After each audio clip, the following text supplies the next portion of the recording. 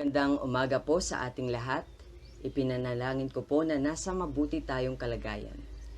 Nagpapatuloy po ang ating daily devotional and today is the 9th day of October. Patuloy po tayong sumubaybay habang pinagninilayan ang salita ng Diyos. Let us open our Bible in the book of Deuteronomy chapter 9. Verse 1. Hear, O Israel, you are now about to cross the Jordan to go in and dispossess nations greater and stronger than you, with large cities and have walls up to the sky. The people are strong and tall, Anakites. You know about them and have heard it said, who can stand up against the Anakites? But be assured today that the Lord your God is the one who goes across ahead of you like a devouring fire. He will destroy them. He will subdue them before you, and you will drive them out and annihilate them quickly, as the Lord has promised you. After the Lord your God has driven them out before you, do not say to yourself, the Lord has brought me here to take possession of this land because of my righteousness. No, it is on account of the wickedness of these nations that the Lord is going to drive them out before you. Verse 5. It is not because of your righteousness or your integrity that you are going in to take possession of their land, but on account of the wickedness of these nations, the Lord your God will drive them out before you, to accomplish what he swore to your fathers, to Abraham, Isaac, and Jacob. Understand then that it is not because of your righteousness that the Lord your God is giving you this good land to possess, for you are stiff-necked people. Remember this and never forget how you provoked the Lord your God to anger in the desert. From the day you left Egypt until you arrived here, you have been rebellious against the Lord. Verse 8. At Horeb you aroused the Lord's wrath so that he was angry enough to destroy you. When I went up on the mountain to receive the tablets of stone, the tablets of the covenant of the Lord that made with you, I stayed on the mountain for 40 days and 40 nights. I ate no bread and drank no water. Verse 10. The Lord gave me 2 stone tablets inscribed by the finger of God. On them were all the commandments the Lord proclaimed you to on the mountain out of the fire on the day of the assembly. Verse 11. At the end of the 40 days and 40 nights, the Lord gave me the 2 stone tablets, the tablets of the covenant. Then the Lord told me, go down from here at once, because your people whom you brought out of Egypt have become corrupt. They have turned away quickly from what I commanded them and have made a cast idol for themselves. Verse 13. And the Lord said to me, I have seen this people, and they are stiff-necked people indeed. Let me alone, so that I may destroy them and blot out their name from under heaven, and I will make you into a nation stronger and more numerous than they. So I turned and went down from the mountain while it was ablaze with fire, and the 2 stone tablets of the covenant were in my hands. When I looked, I saw that you had sinned against the Lord your God. You had made for yourselves an idol cast in the shape of a calf. You had turned aside quickly from the way that the Lord had commanded you. Verse 17. So I took the 2 tablets and threw them out of my hands, breaking them into pieces before your eyes. Verse 18. Then once again I fell prostrate before the Lord for 40 days and 40 nights.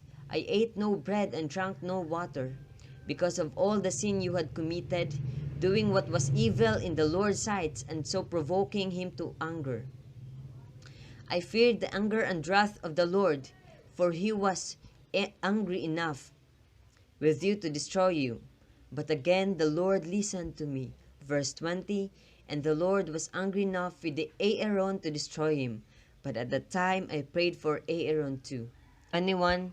Also I took that sinful thing of yours, the calf you had made, and burned it in the fire. Then I crushed it and ground it to powder as fine as dust, and threw the dust in the stream that flowed down the mountain. Verse 22. You also made the Lord angry at Taberah, at Massa, and at Kibroth Hatava. And when the Lord sent you out from Kadesh Barnea, He said, "Go up and take possession of the land I have given you." But you rebelled against the command of the Lord your God. You did not trust him or obey him. You have been rebellious against the Lord ever since I have known you. 25. I lay prostrate before the Lord those 40 days and 40 nights because the Lord has said he would destroy you. Verse 26. I prayed to the Lord and said, O sovereign Lord, do not destroy your people, your own inheritance that you redeemed by your great power and brought out of Egypt with a mighty hand. Remember your servants Abraham, Isaac, and Jacob. Overlook the stubbornness of these people, their wickedness and their sin. Verse 28, otherwise, the country from which you brought us will say, because the Lord was not able to take them into the land he had promised them, and because he hated them, he brought them out to put them to death in the desert. Last verse, but they are your people, your inheritance that you brought out by your great power and your outstretched arm. Ang buong chapter na ito ay nagsasalaysay ng paglalakbay ng mga Israelita sa lupang ipinangako ng Diyos sa kanila. Ito rin ay tumatalakay sa pagsuway at pagtalikod ng mga Israelita sa Diyos. Tinalakay sa kabanatang ito ang pagiging swail, pagkamatigasin ng ulo at pagiging di masunurin ng mga Israelita habang naglalakbay mula sa Egypt. God's promise to have Israel a homeland carried with it is an implicit danger. They might easily conclude that God had given them the land of promise because they were so righteous. Although God's people find many successes in life, in the world, they must not fall prey to the spirit of pride. We succeed not because of our moral superiority, but because of the faithfulness of our divine intercessor and because of the great mercy of God. All believers need to understand that God acts kindly towards us not because we are so good, but because He is. Pinaalahanan tayo na kasama natin ang Diyos sa bawat laban na ating kinakaharap. Ipinangako niya na siya ang magbibigay ng tagumpay sa atin. Ang pangakong ito ay ipinangako rin ng Diyos sa atin. Ipinanalo na niya ang laban and we are all victorious in Him. Anumang problema ang dumating, let us all remember that we have God who will never fail us and will bring us triumphs. Manalangin po tayo. Panginoon, salamat po sa umagang ito. Salamat po sa mga biyayang aming natatanggap. Maraming salamat na rin po sa mga salitang aming narinig sa umagang ito. Nawa po ay ikaw ang manguna sa aming mga buhay. Bigyan niyo po kami ng bagong lakas, kaalaman upang harapin ang bagong bukas. Sa iyo po namin ibinabalik ang lahat ng papurit pagsamba sa pangalan ni Jesus. Amen. Patuloy po tayong sumubaybay sa page ng Christian Life Center, ang CLC.tv, para sa ating daily devotional. Put our faith and trust in Him in this current situation. Stay home and stay safe. God bless.